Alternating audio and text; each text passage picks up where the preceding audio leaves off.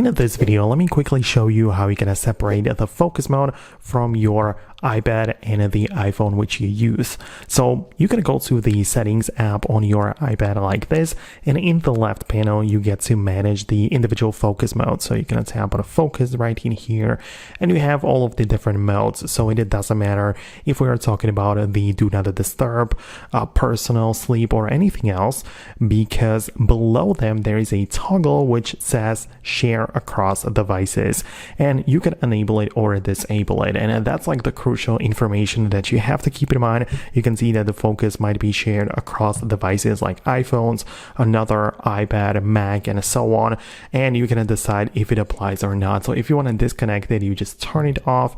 And then now if you enable the focus mode on the iPad, like the work mode for example, it's not going to be enabled on the iPhone. And that's essentially all that there is to it. Let me know if it worked the same way for you as well. If you like these straight to the point tutorials, subscribe so you don't miss the upcoming ones, and I'll see you later.